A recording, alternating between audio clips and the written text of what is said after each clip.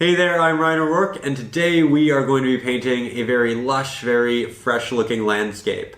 Now, I'm personally going to be using oils, but you are more than welcome to use acrylics. A lot of these techniques, they actually transfer quite well, and when they don't, I do point out why and how to work with acrylics in those scenarios. So don't worry about the mediums at all. With that said, all of the tools and materials will be listed in the video description, where you can also find the traceable for those of you who struggle with the drawing process. That is up over on Patreon. And speaking of Patreon, for the first time ever, if you are a member over at the gray wide open level, you now have a chance to win this little sketch that I did with oils just to test color and composition. I think it turned out really, really well. And so if you've ever wanted a little piece of mine, you now have the opportunity to win that again up there. So go check it out if you're interested. But with that, let's jump into today's painting lesson.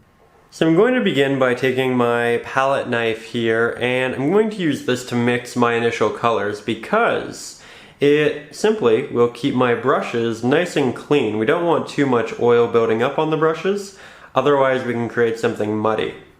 Now I'm beginning here by taking some of my French Ultramarine Blue and Burnt Umber, and I'm working them back and forth until, as you can see, they kind of create a black, and it's really nice because it means you can have more of a blue black or you can have more of an earth tone black, and you just have a bit more variety and depth than what you would normally have with a regular black. Head back over here, grab some of my French Ultramarine Blue, just like that. I'll grab a lot of titanium white, and you can see that I still have a bit of French Ultramarine Blue mixed on my palette knife there.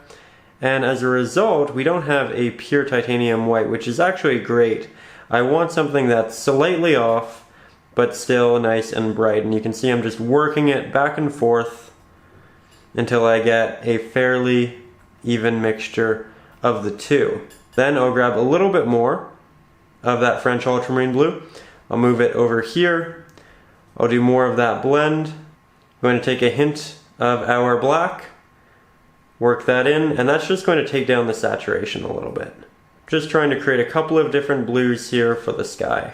Now I'm going to make one more. It's going to be slightly darker, so I'll start with some of our blue, grab a hint of our black, and then again some titanium white.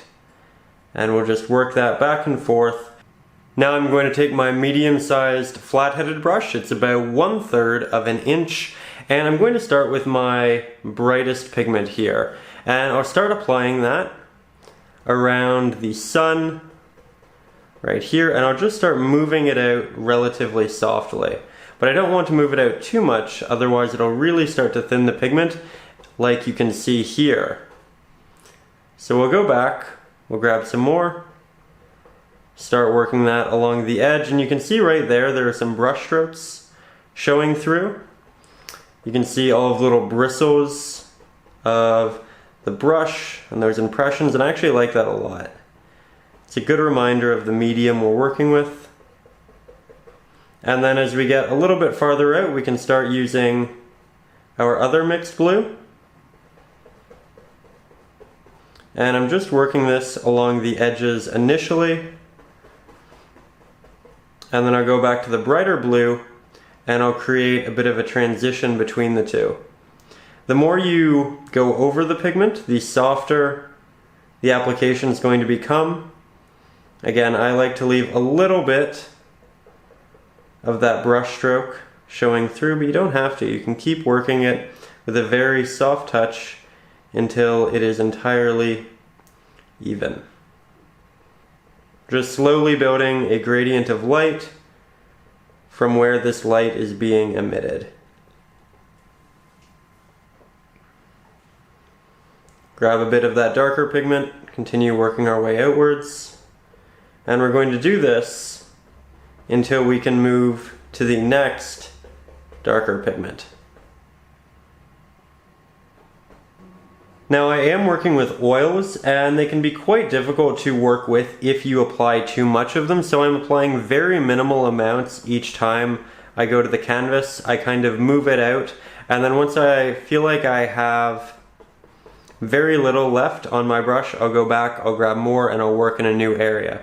But while I'm still adjusting a lot of these hues and blends, I don't want to add much pigment at all. I just want to get a little bit of coverage, and then once I have it exactly how I want it, I'll come back in with a bit more of a thick pigment. So when you're working with oils, try really hard to apply thin applications to begin with, and then go back later and thicken them once you have exactly what you want. When you're applying this first layer, don't forget to get right in between all of your trees and foliage here. It's not going to cover the entire edge, so it's important we find a way to work our way back in. So now we have the entirety of the sky mapped out here with these two brighter versions of blue. So I'm going to head down into this darker one. I'm going to grab just a hint of it on the edge of my brush. I'm going to go to the farthest area away from the light here, and I'll just tap on a slight hint, and I'll start moving it in the direction of that light with these very soft tapping motions. And as you can see, it's creating a very slight gradient. That's all I want right now. I don't want anything dramatic. You can tell that the pigment itself is much darker right here than it is when it's applied, and that's just because it's mixing with the pigment already on the canvas. And that's because we're using the wet onto wet technique. If you wanted the pigment to remain exactly as it were on the palette, on your canvas, all you have to do is let that initial layer dry and then come back to it, because then you'll be adding paint on top of paint instead of paint into paint. And for the most part, the taps are kind of in this circular stroke. So I started doing this circular motion here in the middle around the light, and I'm kind of continuing that idea as I'm over here on the edge. Now I'm going to take a little bit of titanium white, work that into our brighter mixture, and I'll just kind of finish off the center here. As you can see, it looks nice and bright. And then I'll soften those edges and just work it all the way around as we did before. Now I'm going to take my palette knife. I'm going to take a little bit of the black that we have here, a little bit of a blue, and I'm going to mix up a darker bluish gray. And as you can see, our black definitely leaned blue because I didn't have to add any additional blue to turn this into that. So what we can do if it's a little bit too saturated, because again, I want more of a gray than I do a blue, and right now it looks like it matches our sky a little bit too well. I can take some of our burnt umber, not too much, and I'll work that in. As you can see, the more we mix it, the more gray it becomes. And that, right there, has a slight blue tint, which is exactly what we want. And then we'll make a brighter gray. So I'll just use less of our black and less of our burnt umber. And I'll mix these two beside each other, that way I can see how they differ. And I want this to be slightly darker than the highlight that we used for the sky, and it looks like it is. So, quite happy with these two mixtures. We're going to use these for the fog in the background. So I'm going to start by taking some of our darker pigment. I'm going to work it at the bottom here of our mountains, like that. Right here as well.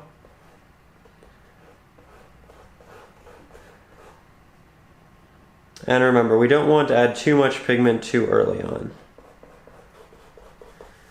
And then I'll take my lighter pigment and I'll work that in between the two. Now this is going to blend into two things. This is going to blend into the bottom darker gray, and it's going to blend up into the soft blue. And that's actually great. We want that. That's going to make it look incredibly soft. There you can see it's incredibly subtle. You have a real blend happening, and we really want that because the background, well, we don't want it to overshadow the foreground. We don't want it to have too much detail or too much contrast. So I'm going to do a lot of softening here, a lot of extra strokes, a lot of blending, just trying to minimize the impact of this while still giving it just a hint of that effect. Now I'm going to start mixing a darker pigment for our mountains, specifically the back of them. So I'll take some black, some of our titanium white, a bit of our burnt umber, and we wouldn't have to take as much burnt umber again if we made our black lean a little bit more towards that burnt umber. But I do want my shadows in the mountains to have a lot of blue, reflective, atmospheric light in them. So I'm allowing it to be a bit more blue dominant. And I think that's actually really, really nice. We will just mix up a bit more of it because we're very close to what I want. And we have quite a bit of mountain to cover. So just continue mixing. This time I made it a little bit brighter than I wanted to. It's okay. Grab a bit more of our black, which we know is quite strong.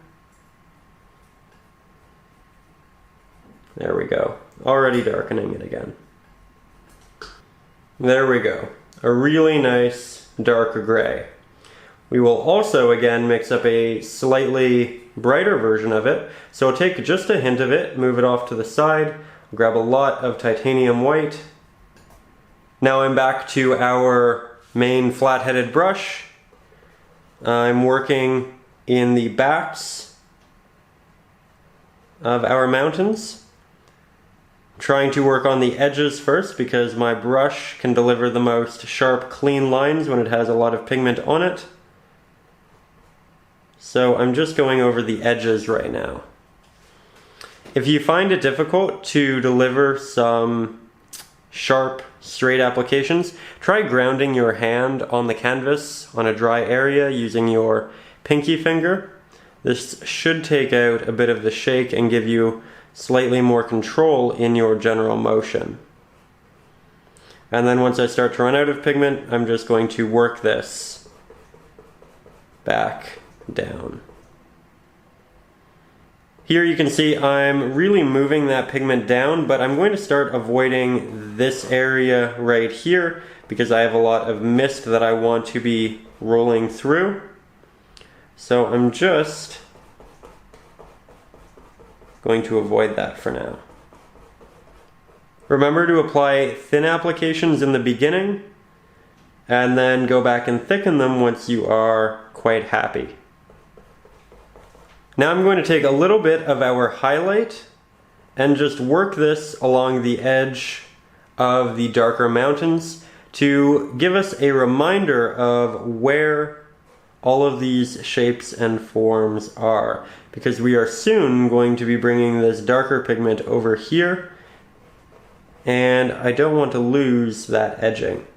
Now I'm going to take that dark pigment yet again and work a very thin layer. You can see that I'm almost scraping here on the canvas on the other side.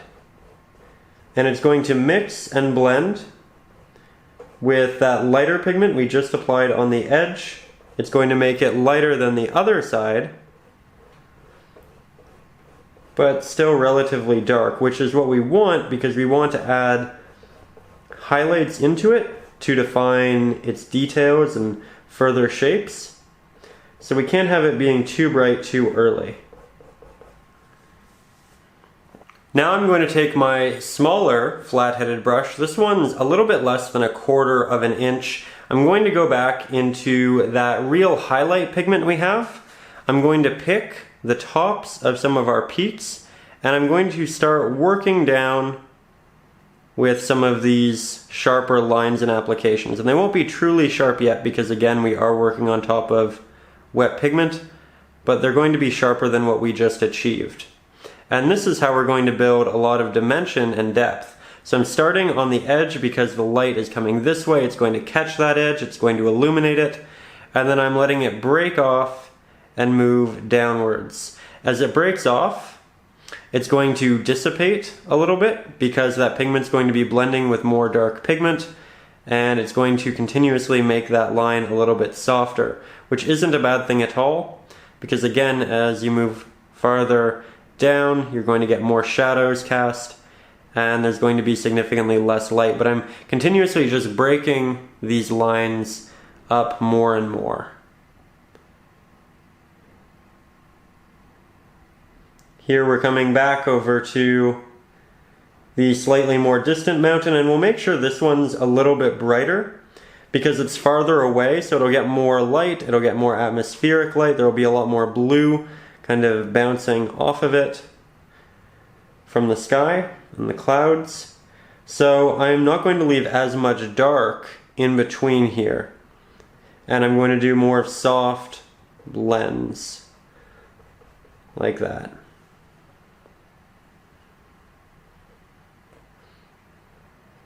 When I'm blending the sharper lines, I'm trying to apply it, and then I come and I blend the bottom part down, leaving the top part so the top part remains relatively sharp. That way it looks like the light hits that edge and then slowly works its way down around the subject.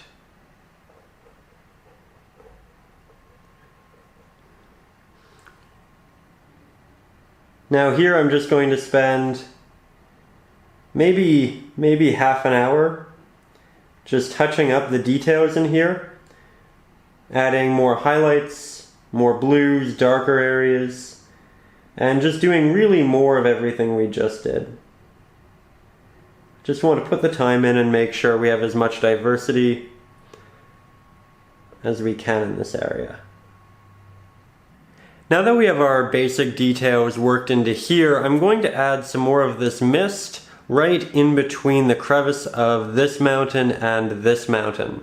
So yet again, for the mist, I'm going to start with the darker pigment that we mixed for it, and I'm going to start at the bottom, working my way along the edges of the tops of our second little mountain range in here. And by building all of these different ranges, we're going to just instigate a lot of depth with a very similar, relatively simple subject. So it's a good way to kind of get started with the background of our painting.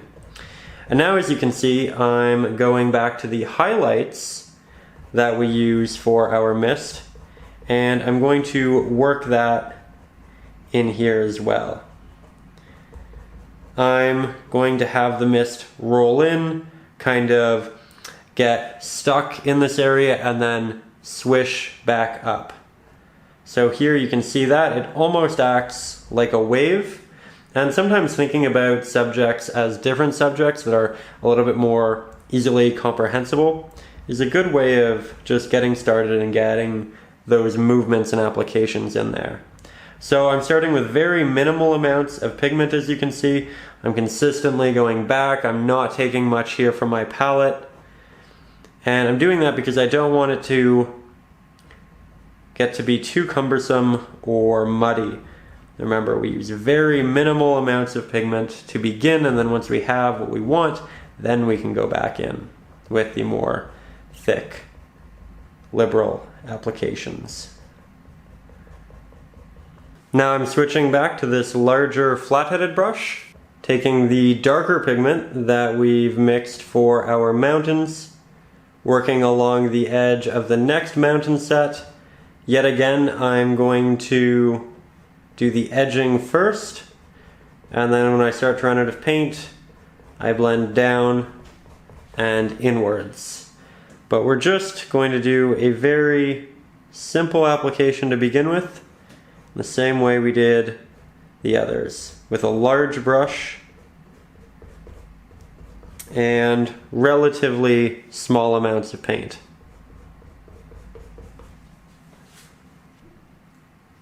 Now we're taking that smaller brush, yet again, grabbing those mountain highlights, working our way along the edges where that light is going to be hitting. So predominantly here it's on the right hand side, and then we blend backwards a little bit and create some extra ledges, which is just going to instill so much depth so quickly. That said, make sure when you're doing this that your ledges aren't all looking the same, that you're not breaking apart the mountains in the same way. I try to jump around a lot, that way I don't kind of fall into habits. And it's through diversity that it's really going to look interesting and realistic. Now that the majority of the mountain is done, I'm going to mix up a bit more of our fog. So I'm going to start by mixing a little bit of our black. So I'm using our French Ultramarine Blue, I'm using our burnt Umber, and I'm just going to toss these two together until we get something nice and dark. That looks a little bit too brown, so we'll work a bit more blue into it, and we'll just kind of go back and forth until we have the pigment we really want. But I'm trying to add little bits of each because you don't want one to quickly overtake the other and then have to add too much paint in the process. By doing it slowly, you have a significantly more controlled blend and mix, and that's something you really need to get accustomed to when working with oils. Because again, if you want to avoid a muddy look on the canvas, you're just using small amounts in the beginning. Really teaches you good patience. There we go. We have a really nice dark mixture right there. I'll move a bit of it up here. I'll grab some titanium white paint. As you can see, this is all very much together. Mix up a nice darker gray. Now we will mix up a bit of a lighter gray with a lot of titanium white and just a hint of what we used before. I'm going to mix it on top of the highlight pigment that we used for our mountains, just because it's a similar pigment to what I want and it'll be nice and cohesive. Now I'm going to jump back into this with the larger flat-headed brush, and I'm going to start applying this to the bottom of this mist and cloudy area right here. So I'm again using a minimal amount. I'm kind of scraping it on the canvas, but I'm applying the pigment in the direction that I want the stroke to go in. So as you can see, the mist and the fog is going to be moving that way, so that's the way I'm moving my brush through this process. And I'm just working my way initially here along the bottom of this larger area.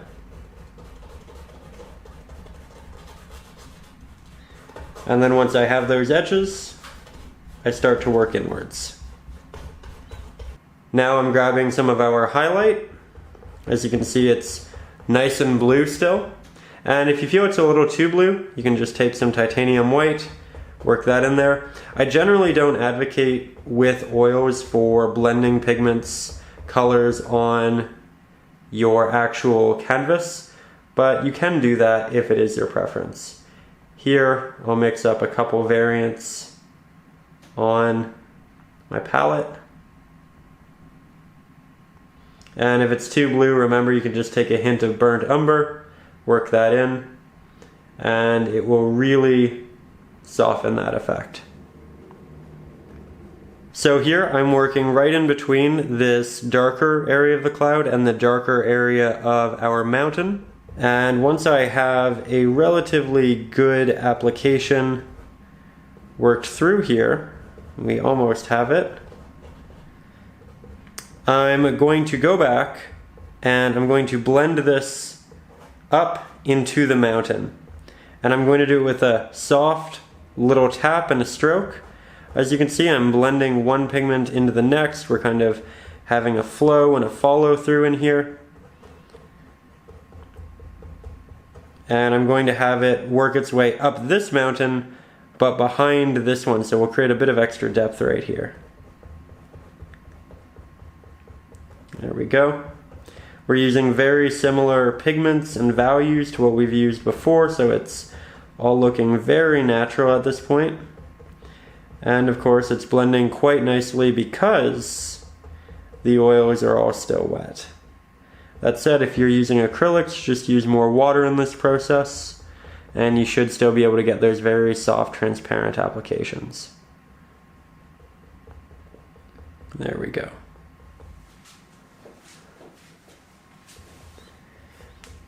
Now this area, the mist comes in, it kind of works its way over this part of the mountain which protrudes, which makes that much brighter, and then it dips again into this mountain. So this area is a bit darker, so I'm blending more into this and I'm bringing that darker pigment down a little bit, where that area I want to remain much more bright. Now once all of that's done, I'm going to come back to the bottom of it and I'm going to work that into the base here of this cloud area. So if you look at the light, it's coming this way, it's catching the edge of that one, the edge of that one, but here and here we have a lot of shadow. Now we need to remember to work that into our clouds and our mist as well. So here I'm taking a lot of that darker pigment and I'm working it into the sides and edges that really aren't going to be receiving much light, because you'll still have that misty effect, it just won't be as illuminated.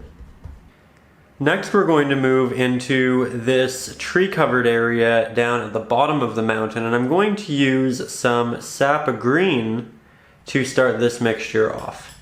From there I'll want a little bit of the black, which we worked before, and I will blend that, as you can see, right here. Now it's not all that dark, so I'm going to add in a hint more of our burnt umber and a hint more of our blue, and then I will mix that up.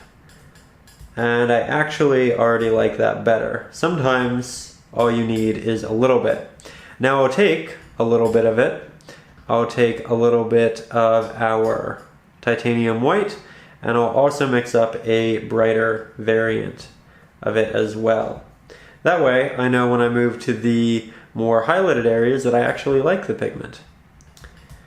So that was a good test. It's nice, it's subtle, it's desaturated, it's a little bit cool.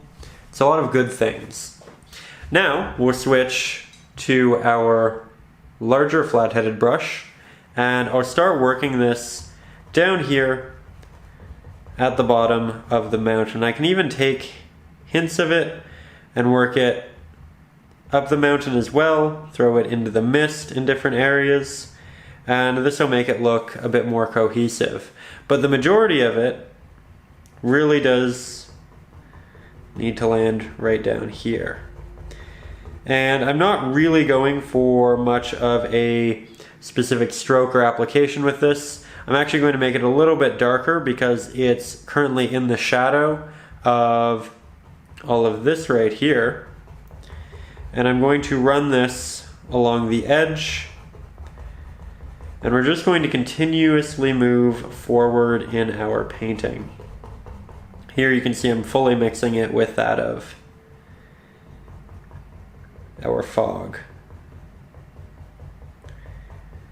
And right now we don't have any real textural strokes in it, we're just applying the color and making sure it is what we want it to be. Now remember, when we're up close to us here in the foreground, it's going to be a lot more stark. It's going to be a bit more of a high contrast, and then as we move back here, it needs to get brighter and brighter. So take a little bit of titanium white, mix that in. I don't want it to be as bright as what we have there, but this isn't a bad start, because it will mix back into this, and here you can see now we have a transition from the darker green into a bit of a lighter green.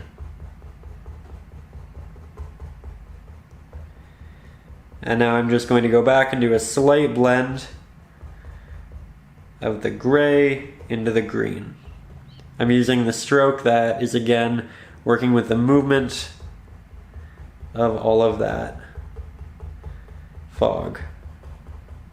Now, as we start to move down, we can start using more of that lighter green, and even maybe a touch of the lighter mixed green that we have.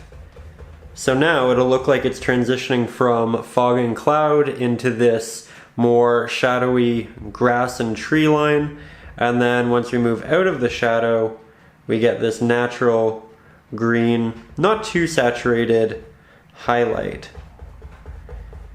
This is a little bit dark here, so you know, we'll just brighten that.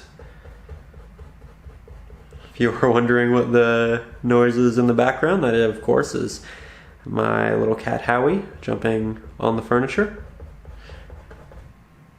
which is quite alright with me. There we go. Now as I work my way back over here, we do need to remember that this side has a bit more shadow. So I'm going to move back into the darker green more often than I did before, and I'll kind of move the shadow out a bit more, and I'll make the general green slightly darker than what it is over here. Now here we find ourselves at a bit of a hill, and I want a slightly more saturated green, so I'm going to grab a little bit of my yellow and a little bit of this more saturated green. I'll mix those into the highlight, and when I apply it, you can see just how much more vibrant that is than what we've been working with. And that's kind of the area that the light is really going to have a big effect on. This area is relatively open, we don't have a lot of shadows here, so this is a great place to test this significantly brighter, more saturated green. And I'm applying it on the edge, and then I'm blending down. As I get down farther, I'll work into a slightly less saturated green, and then I'll work into the darker green in the end. And this is for the area that has a bit of a shadow from the top of this. Now as I move down towards the bottom here, I'm starting to use a significantly more bright green, more of our highlighted green, just because we're getting so much farther away from the shadow of the mountain, and this area will be significantly brighter because that light will have an almost clear path to it. So here yet again I'm just working my edges in the same way I did my mountains, and then once I have these plotted, I'll start just working that pigment backwards and into the darker pigments we've kind of pre-established.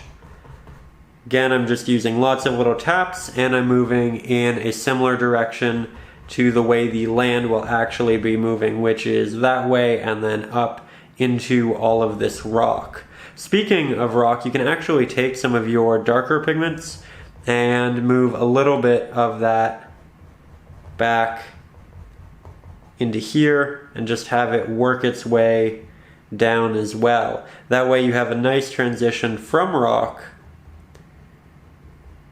into grass. All you have to do is be careful that the values don't match that exactly of all of your mist.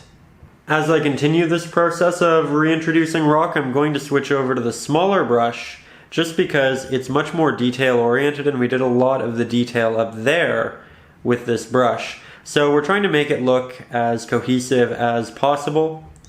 And again, I'm just starting at the base of our kind of shadowy area, and I'm working my way down. You can also do very small little rocks as well that kind of protrude and don't necessarily connect. So we'll do one right here, we'll do a darker pigment for the back of it, we'll grab some highlight, we'll incorporate that in the front, can plot where we want a couple of extra rocks, and we'll just kind of keep these moving throughout. Now I'm just taking a minute and I'm going back over all of our grass that we previously applied with this smaller brush. That way I can still a lot of really small strokes, and I'm trying to create a bit of a pattern with a darker and lighter, almost splotchy effect, but it's done through these strokes, and eventually you move from this darker pigment over into this lighter pigment. So it's really just a gradient that's done progressively over a longer period of time with a specific brush stroke. It's an easy way of thinking about it. So it's now day 2 and the pigment is still wet. So we are still working wet onto wet. I'm going to begin now by taking a little bit of our French Ultramarine Blue, moving that over here on our palette. I'm going to take some titanium white and a little bit of burnt umber. And right now I'm really trying to mix a good color for our water at the base of our mountains. So I want something slightly darker than the sky because water is almost always slightly darker than the sky, and we'll test this because it's quite gray. And the background, remember, should be quite gray. We'll get more saturated as we move forward in the painting. Now that I have my base layer established, I'm going to take a little bit of my French Ultramarine Blue, move that into our previous mixture, but on the edge so that it can still be quite controlled and contained. And here you can see I have something that's significantly more blue than anything else right there. And I'm going to take this and I'm just going to do a couple little horizontal lines in here, very soft, and just give the water the slightest bit of movement. I'm doing a lot of very soft touches here. I want there to be a lot of blending happening, and I'm not looking for anything stark. This is all meant to be incredibly subtle. I'm not going to do as much here at the back because, again, I do want that to be more desaturated, and this is a significantly more saturated pigment. Then in the foreground, I'll add quite a bit of it, like that. And there I'm using the larger flat head of my brush rather than the side of it. That way I can deliver significantly more pigment consistently. There we are again. And it's just building a little bit of depth and creating a little bit of soft detail in there. Going back over a lot of those edges, just softening it to the best of my ability.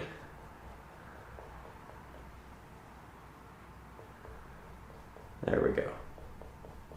Now, of course, we have raised areas of land like this right here, which will cast a little bit of a shadow down here on the water because the light's coming this way. It'll catch the top of the land, and it won't hit this area. So we'll mix up a little bit of a darker blue using some burnt umber, some French ultramarine, mixing that in our previous application. That way it has some white, and that way it's a little bit diluted. And I'll apply that right underneath here. And again, I'll do a very soft blend outwards. And I'll do this in all of the areas that I feel like might have some raised land. And there aren't too many of them. It's relatively flat once we get down here. But it's just a little detail that will give it a lot more realism. Now we're going to move on to this side area right here, and I'm going to start by painting in some grass. And we've used quite a bit of green before, so I'll start with my Sap Green, mix that in my general green area. I'll mix up a little bit of black up here, and I'll take a hint of that down. Now this area needs to be significantly more saturated, and it needs to be a bit more stark as well, because we're now quite close to us. So again, we don't have a lot of atmospheric light, and these colors are going to be much more natural and what we'd innately think of them as. So here, I'm beginning with a base layer of a very dark kind of woodsy green. This would be really nice for the base layer of our grass, and I'm working my way around a lot of my trees. I'm using the smaller, sharper edge of my brush to do a lot of this. And at this point, it's going to look rather soft because we aren't playing with the colors just yet. We're not building highlights and midtones, and that's really how you create depth. in your subjects and in your landscapes. So I'm starting quite simply, just like that. Now I'll mix a slightly brighter mixture. So I'll grab a little bit of titanium white, but that titanium white is going to desaturate it a little bit. So I'll work a little bit more saturation into it with our yellow and our other green. Now I'll apply this on the edge. And as you can see, it's significantly more saturated than what we were previously working with. And then you can blend that back with some taps. It doesn't necessarily need to be a clean blend. We're getting to the point where we might see some detail in the grass. And so having different lines of grass that catch highlights isn't a bad thing. Here you can see I left a little bit of a dark area. Now I'm coming back in. I have the secondary highlight. Here's another one. And I'm letting little textures from the bristles show through, and that's going to give me a really nice grass effect. There you can see it's building quickly. I'm just looking for a lot of diversity and contrast. If we were to apply this over the entirety of it, we wouldn't have any contrast because it would all be really, really bright. We can also mix up a darker version should we make some areas too bright. I feel like this area might be a little bit too much. So I'm going back in, I'm doing this tap, and as you can see, I'm just kind of reworking some of these hills. It's actually coming along really nicely. But from there, I like the green a lot, but I do want some sandy rocks. So I'll start with some burnt umber, and I'll mix that in a relatively clean area of my palette. Grab a little bit of titanium white, brighten it up a little bit, and give it a hint of blue, that way it fits in with the atmosphere of the piece, but I do want it to be predominantly brown. And then I'll work that right next to / in our grass. Avoiding some of our sketched in trees, of course. And as you can see, that's significantly less saturated than that, but not all subjects are the same level of saturation. And we can interject some extra saturation into it by just taking some pure burnt umber, void of any black or white, working that into the back. I want this all to be quite subtle, and I'll even throw a little bit up into these other areas. That way, again, this area and this area are cohesive, they match, they share a lot of colors. I'll take some of our highlighted greens, I'll bring them back over top, some of these browns, and I'll just make it as subtle as I can. Then, I'll switch over to my smaller flat-headed brush. We'll mix up a very dark green. So, Sap Green, get some blue and some black, and I know at this point I am mixing a lot of the pigments with my brush rather than my palette knife, but it's just because my palette's become quite messy and I'm having to work in smaller areas. But if you find that your brush is losing a lot of control in the painting process because of paint buildup, clean your palette and then mix with the palette knife yet again. I'm not at that point, but I might get to it soon. So here I have a very dark pigment for the trees, and I'm just putting in the base layer. So again, I'm not worried about depth at this point. I'm not worried about making them three-dimensional. I'm just creating a relatively thick base layer and some interesting shapes.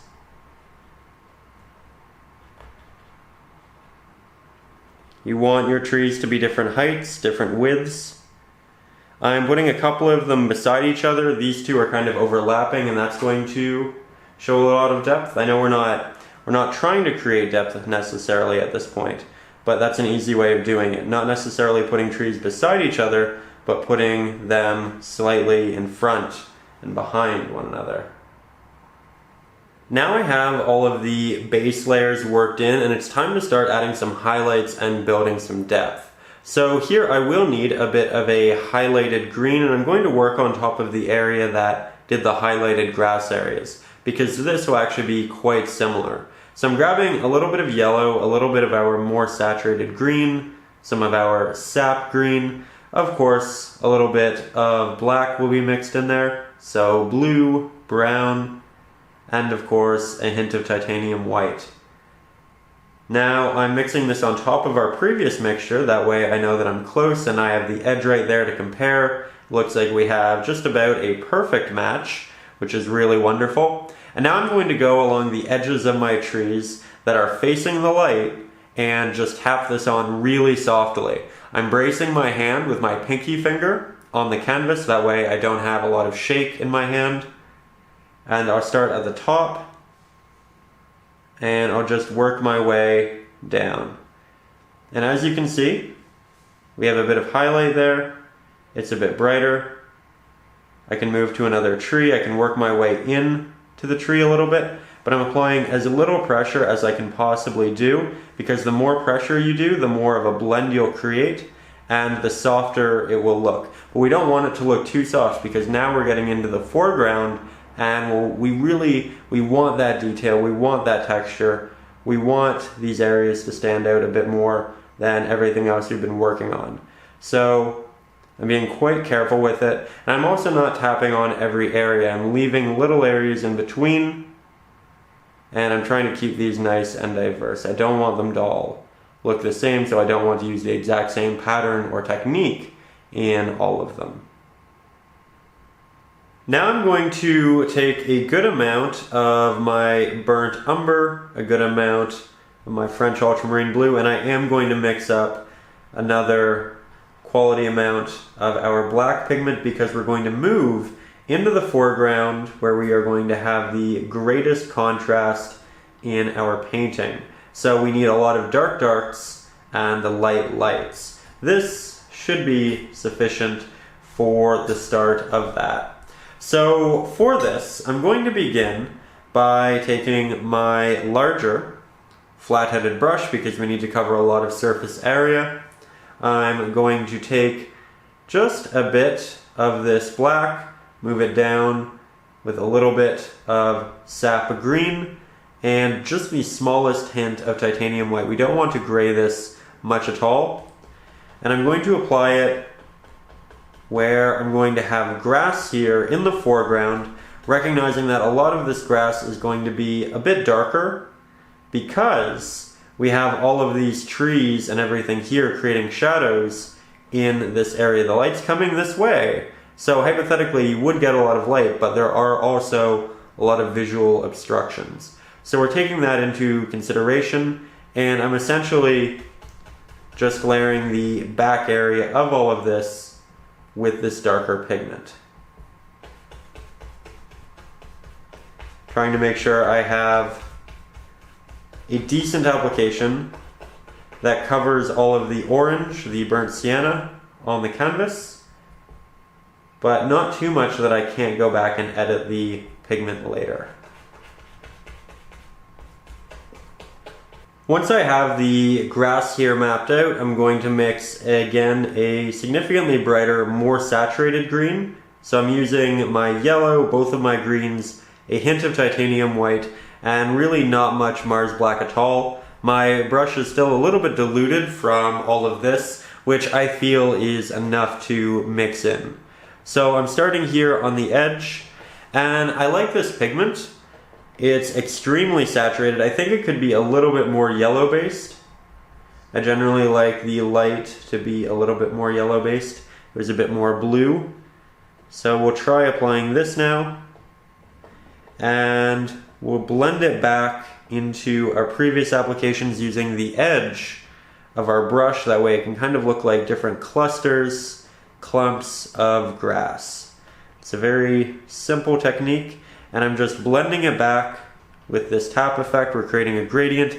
The light is hitting that edge as we move this way. Less and less light gets over here, and it progressively just gets a little bit darker.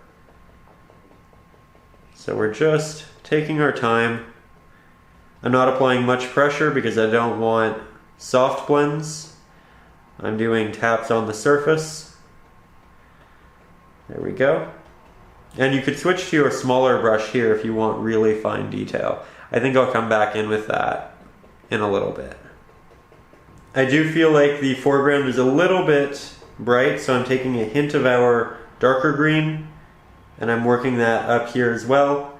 And I'm just trying to create that contrast. Remember, if everything's just incredibly bright, you don't have any dark there, and that brightness doesn't look as bright. You need both, and that's really what's going to make it stand out and pop the way you want it to in the foreground.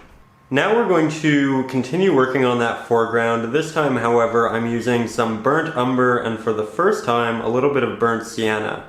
It's going to make it a little bit more red and warm, which can be really nice as an additional color in the foreground, especially when working with all of these greens, because red and green are complementary colors and they really make each other pop.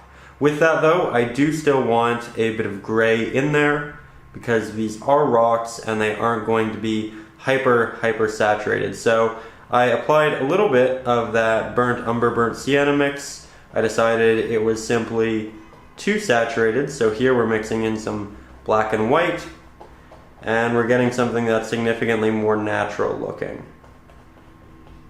So I'm just applying a dark layer to begin with, and then we can come back in with our highlights in the same way we did with our grass.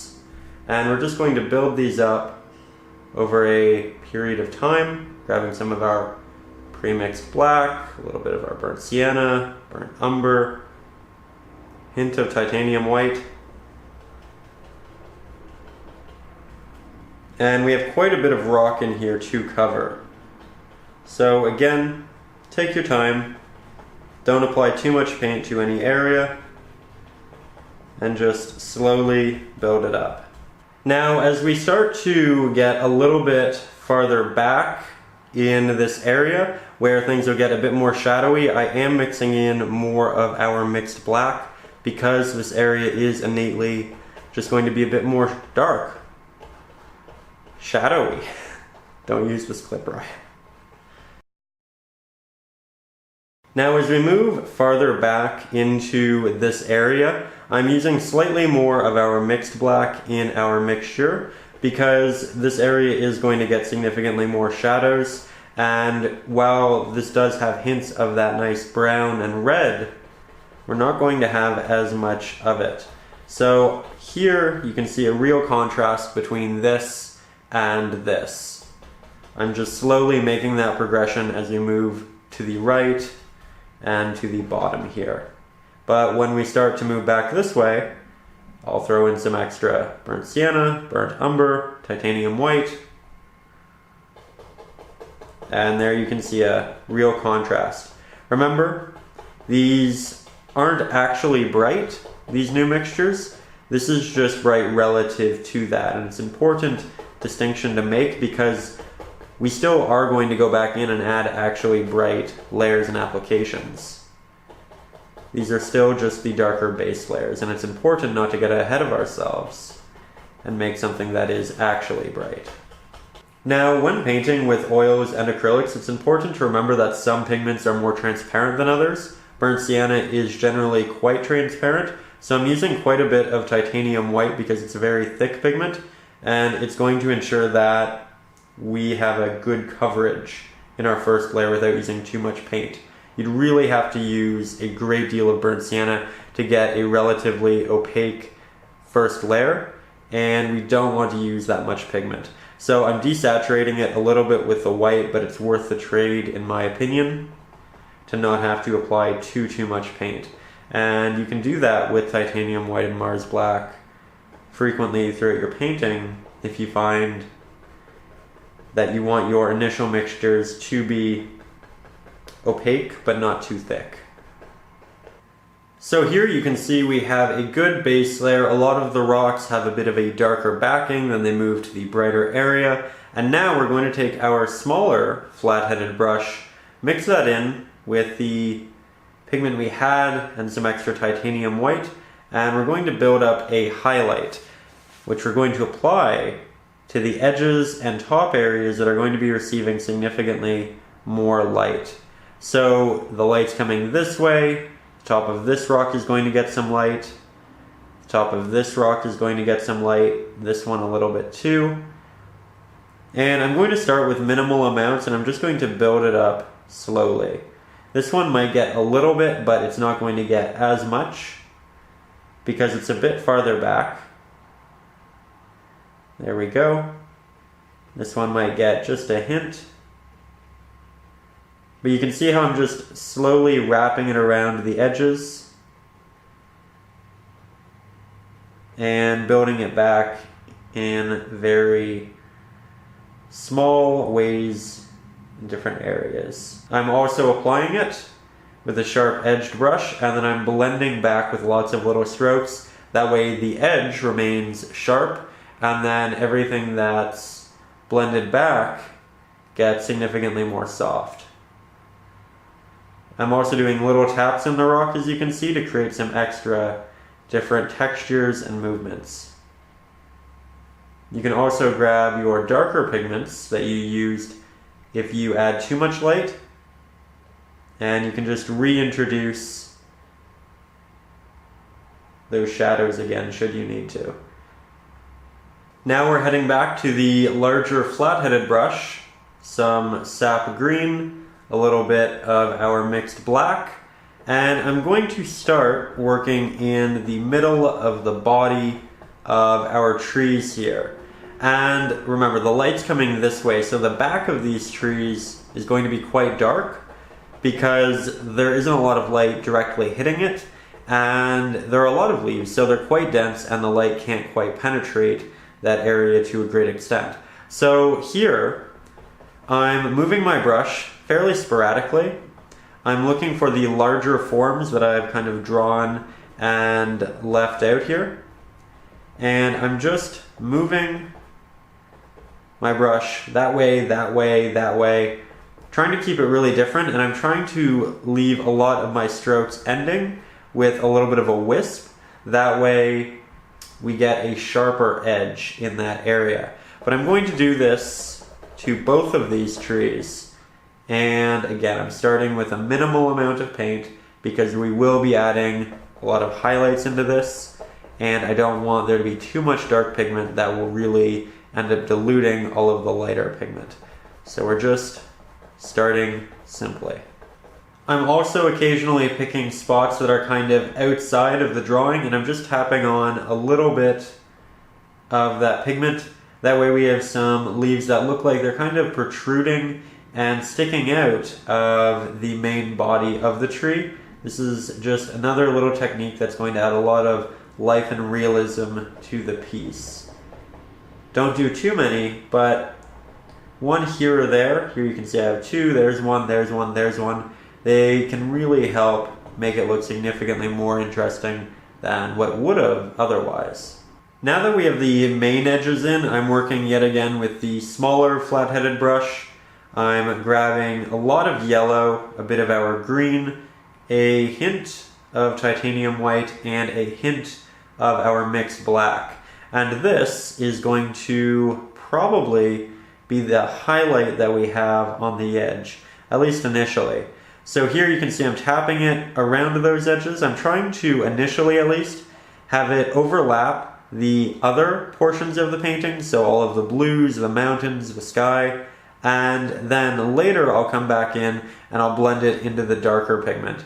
But I'm not doing that just yet because that darker pigment will dilute the brush and the pigments that I have here, and I do want them to remain quite bright and vibrant, at least initially. Now, because my background is rather wet still, I'm not going to get the most pure pigment. It's going to blend a little bit with the blues and the grays, but I am okay with that. If you are working with acrylics, this really won't be an issue for you because that backing area will be fully dry.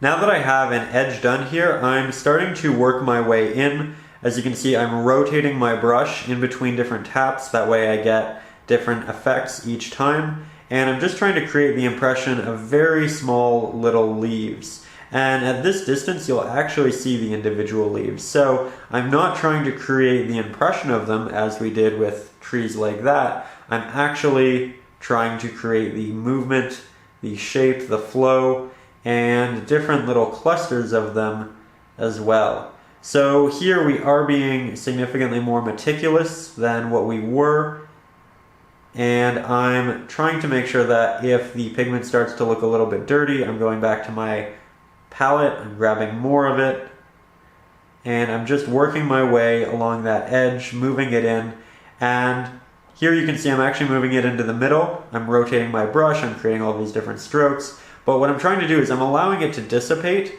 So we have this really bright, nice, lush green on the edge, and then as we move inwards, it gets a lot darker, and by the time I get to this back area here, it's essentially entirely gone. But we now have this progression and this gradient, and just so many really nice little leaves.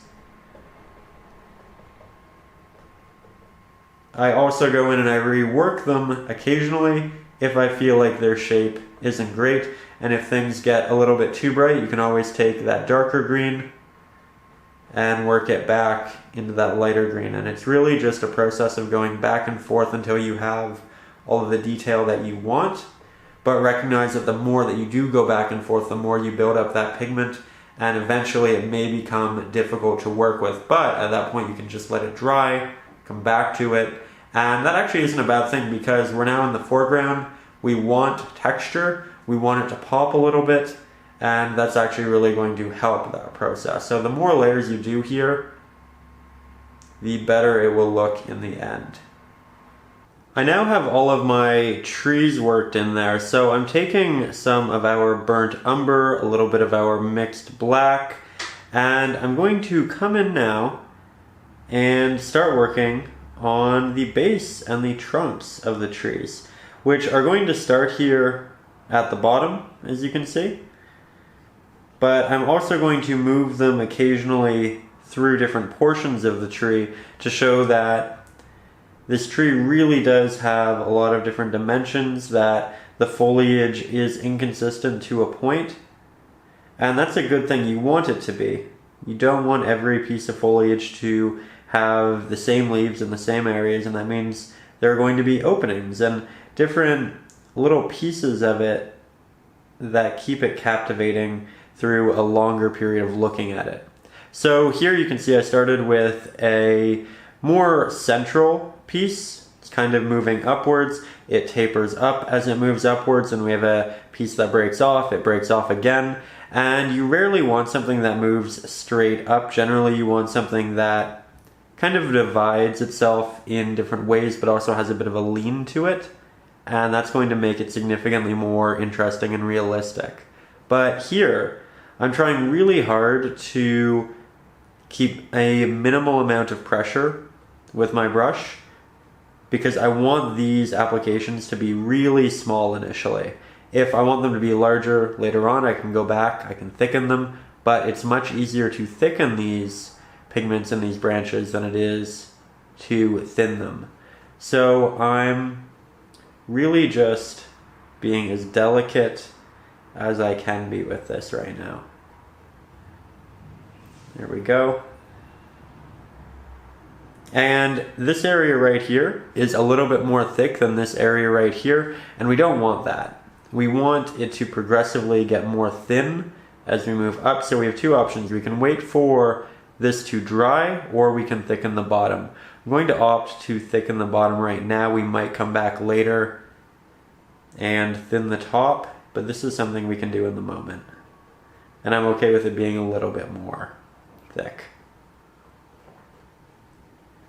So I'm going to make this one a little bit more linear. And this area right here is quite large and protruding, and I'm actually going to work around that by creating some extra leaves and foliage right over that area. We'll work it behind, we'll work it in front, because remember, these are all three-dimensional subjects. They aren't just going to have foliage behind them, they're not just going to have foliage in front of them, it's not just going to be to the left and right, it's going to be all of the above.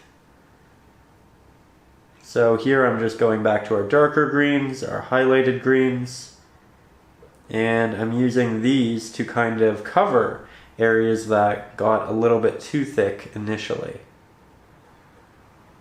There we go.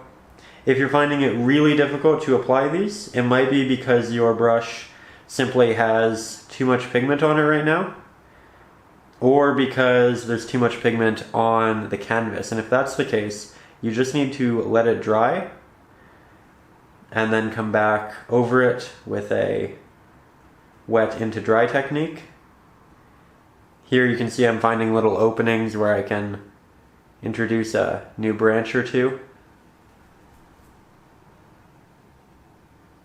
Not using much paint at all. Not using much pressure at all. Whatever will do the trick.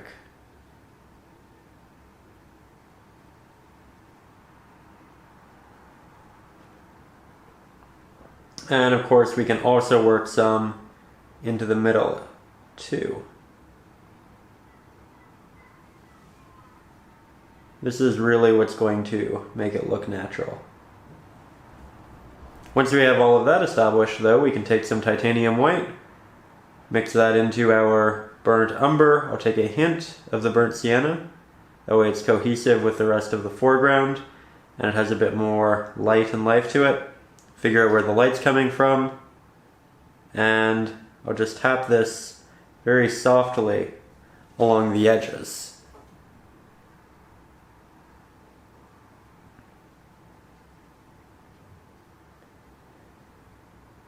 Now, because the light's coming this way almost directly, we're going to apply it to both the left and the right side. So because the light is coming this way almost directly, we're going to apply it to both the left and the right hand side. And I'm going to apply it generally on top of the previously applied pigments. That way we don't thicken the trunk or the branches too much. This means it will blend to a point, but I am okay with that. And I'm just going to go back a couple of times, create some diversity, and maybe build a little bit of texture in there as well. Take your time though, and don't rush it. Otherwise, your strokes might get too big too quickly, and you really don't want that. Once we have these trees established, we can kind of figure out where the shadows are going to be. So I'm going to go back to the greens that we were working with. So I'll take some sap green, a little bit of our yellow, a little bit of our white, create this really nice highlighted pigment. It's quite similar to what we have on the trees. I'll say, okay, the light's coming this way. It's a little bit of an angle, so we'll apply it here, here, maybe a little bit back here, though this will cast a shadow, so we don't want much of it there. But we're essentially just leaving a darker line there and there for the trees to show off their nice shadow. And here, of course, we just have another excuse to go back in and apply some extra little highlights, which is always fun. Now I'm switching back to the larger flat-headed brush. I'm grabbing some sap green, some of our mixed black, hint of titanium white, and I'm working along the edge of this rock here because we have a tree. It's kind of on the side of this mountain, and the foliage is in front of this rock. Now we're working in the body of it, so yet again we start with a darker base and we slowly build it up. Just like that. Then I'll take some highlights and apply those to the edges quite softly. I'm using a larger brush to apply these though, because I don't want it to be as detail oriented as what we have there. Otherwise it might get a little too complicated too quickly. With that, we'll go back to our darker greens and now work in this foliage as well. Starting in the middle, in the body, and working our way out. And I'll continue this all the way up into these larger trees as well. So again, we're looking for clusters we can make. I'm going to avoid any drawings that I have of the trunks. And I might just do a vertical line there and then work to the sides. That way I don't forget about it and I don't accidentally work over it. And that way I also don't keep all of those vertical lines because, again, I'm trying to keep my application very sporadic and I don't want a lot of consistency, otherwise it won't look like the impressions of leaves. The base layer is now fully applied, so I'm going back to the smaller flat-headed brush, grabbing some of our green, yellow, titanium white, and yet again I'm going to work my way around the edges with this rotated tapping motion. And again, I don't want to blend it too much into that darker area just yet.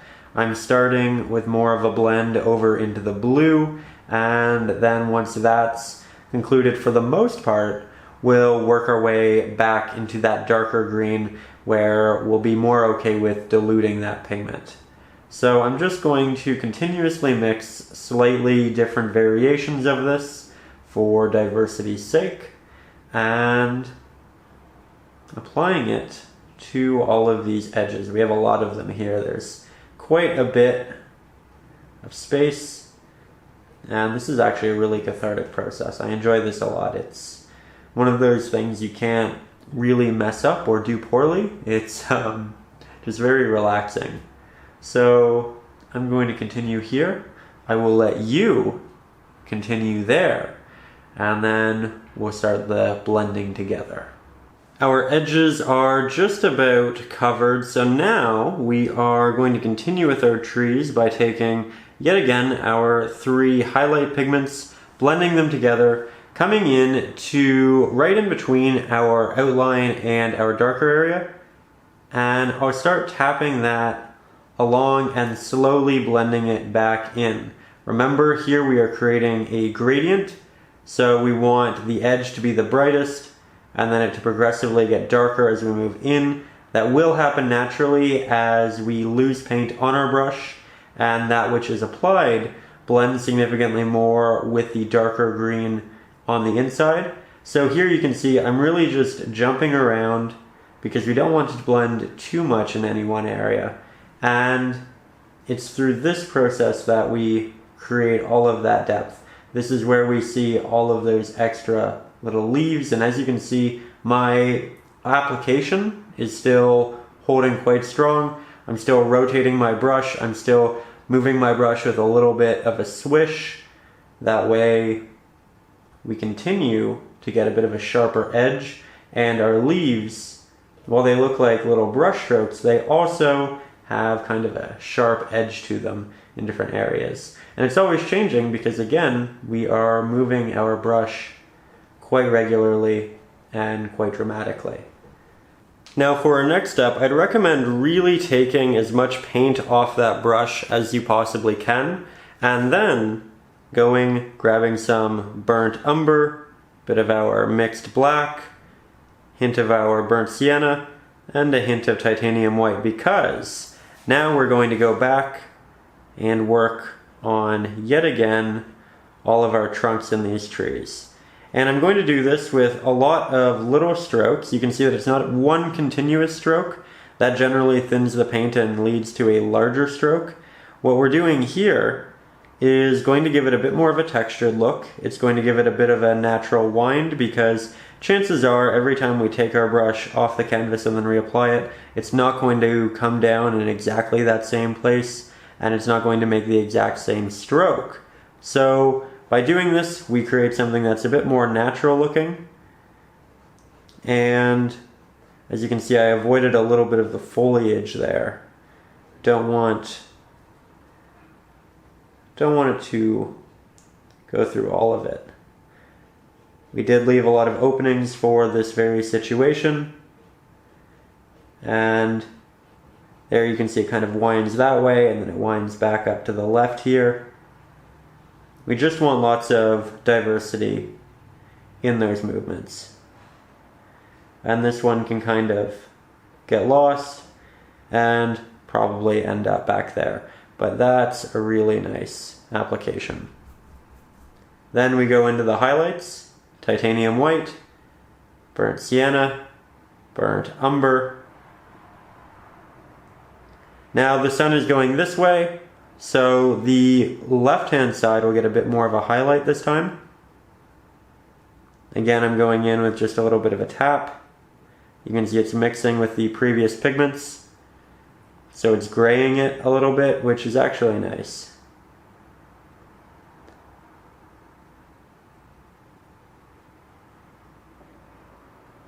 There we go.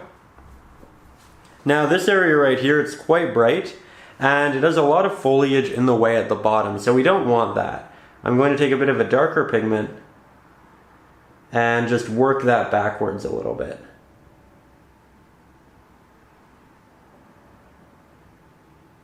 Especially at the bottom. There we go. It's a quick and easy cleanup there. Here I'm using that smaller brush to just work some extra brush strokes into our rocks. The color palette is really similar in the trunks and the rocks, so here we just have an opportunity to use this small brush and touch up all of this little detail in here.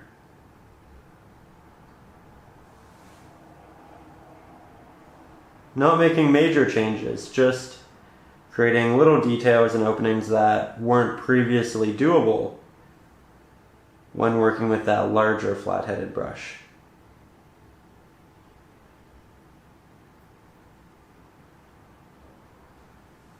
There we go. So now we're going to take some paper towel and we're going to wipe off our brushes as well as we possibly can. I'm applying a lot of force and I'm dragging the bristles across the towel. Now what I'm not doing, I'm not pressing them directly in, as that can push the bristles in different directions and create loose bristles. Instead, I'm picking a side, I'm applying it, and I'm just kind of peeling back. And I'm doing this on all sides multiple times until it's relatively clean. And I'm doing that because now we're going to work on the clouds, and I didn't want any of that green working its way up there. So what I'm going to do, I'm going to start with the larger flat-headed brush. I'm going to get quite a bit of our blue. I'll move that into a blue spot here on the palette. This is actually fully dried, so I'm not mixing it with anything I shouldn't be. I'll take a little bit of black and I'll take a good amount of titanium white. And I'll mix this in an attempt to make a slightly darker gray. Much like this actually. It's really quite nice. Then we'll take it and we'll start applying it up here in the sky. And I'm going to try to leave a little bit of an edge open so you can still see the orange on the canvas, because I want to add a lot of a highlight later on. Right now, I'm just building the body. And when you're doing this, I like to move particularly in a stroke that looks like this, because it's going to make it look like a little bit of the cloud is draping down, and the strokes will give it just a hint of dimension. There we go. So here we're just going to continue in that same manner and build a really thick cloud. It's as dark as it is because it's as thick as it is. The more thick the cloud is, the less light can pass through it and illuminate it. So this one is telling of a storm yet to come. And I really like working with multiple types of clouds and mist in the pieces. So down here we have this semi-transparent, lighter looking, wispy kind of cloud mist sort of thing. And here it's much more dense and it'll have significantly more form to it. And by incorporating multiple ideas and applications like this, we get something truly diverse and interesting.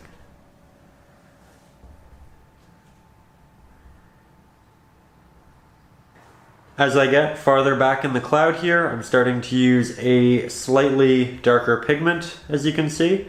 and that way it progressively gets darker as it moves inwards, and of course the opposite, lighter as it moves outwards. This is going to make the middle of it look slightly more dense, and it's going to create some additional depth here in our cloud.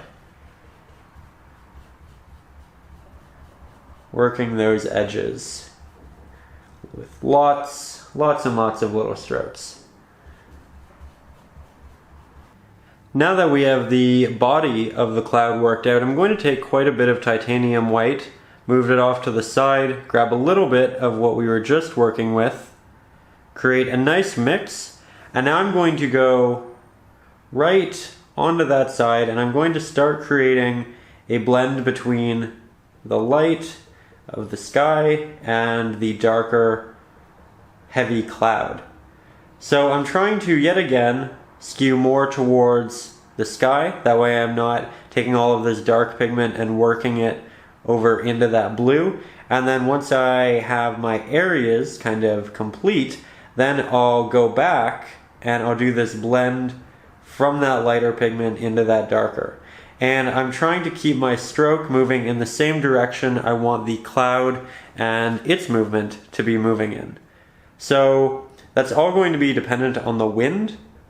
And as we can tell from this right here, there's a wind that's kind of pushing this way. So I'm trying to keep that stroke in mind as I create all of these applications.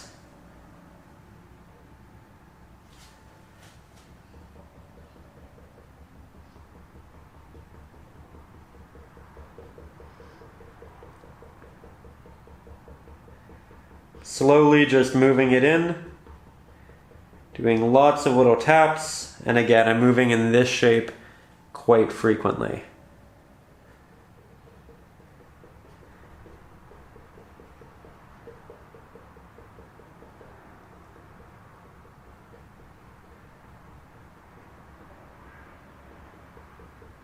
There we go. Making it nice and soft. Don't want any hard strokes or edges up here. And the more you go over it with a soft touch, the more you'll smooth it out and create a nice blend.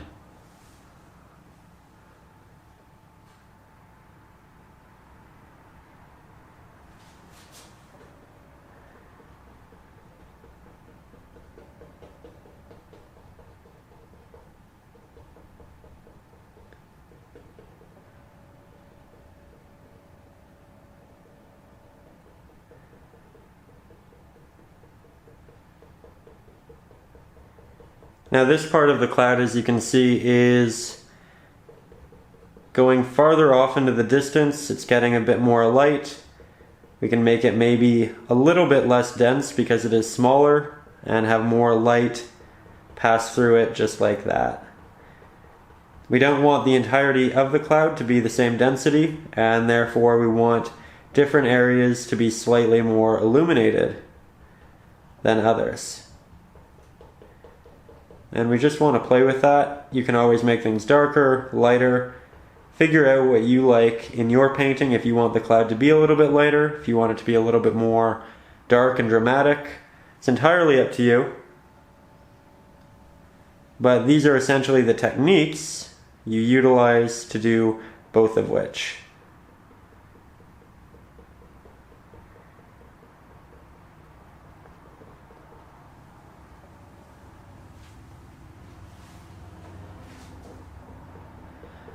Decided I want to make this significantly lighter.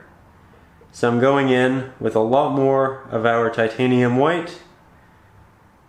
It's being diluted by the pigments that are already on the canvas.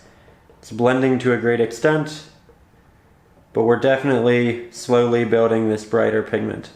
And this again is a great example of why we start by using very thin layers of oils, because I wouldn't be able to go back and do this as effectively as I am if I did a really thick initial layer.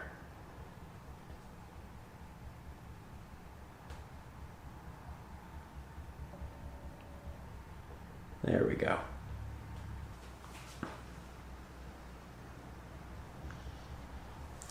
Here I created a little funnel of light, and I did that by just taking this darker area, starting with a highlight at the top, and then working it down in this rounded motion.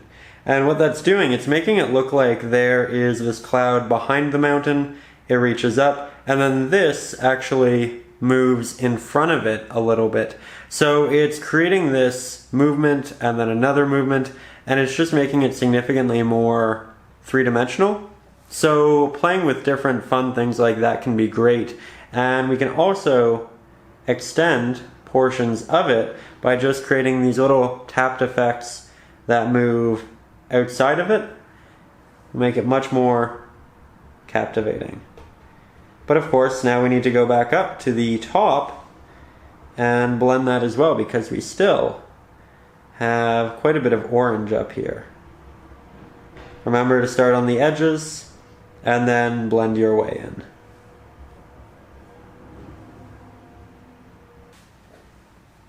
Now, while I actually have all of these gray blues, I'm going to go back into this distant mountain here, and I'm going to soften it just a little bit.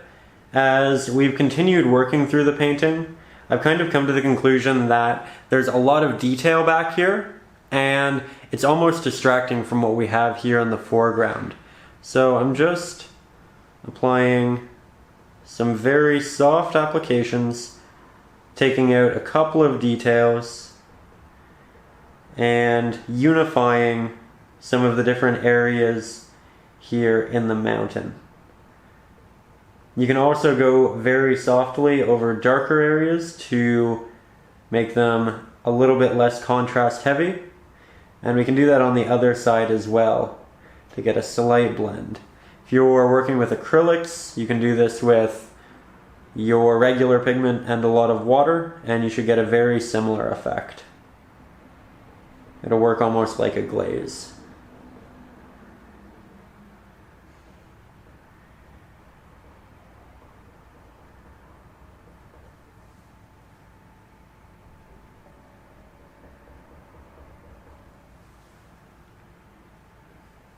So that concludes the wet into wet version of this painting, but it doesn't conclude the painting itself, because with oils, you can paint wet into wet, but you can also paint wet into dry, which is what I ended up doing with this lesson right here. So I let the canvas dry overnight, at least to the touch. Then the next day I came back in and I did a lot of extra detail work, because when you're painting wet into dry, you can create much more sharp lines, you can create better textures, and you can also add colors on top of previously applied colors without creating mud. It's much more like painting with acrylics, and combining the two techniques can work really, really well. I did film this footage. I put it up over on Patreon along with the traceable at the $4 tier. So if you're interested in following along with the second half of this, you are more than welcome to. And remember, if you do support the channel up over on Patreon at the Great Wide Open tier, you do now have a chance at winning this little guy right here.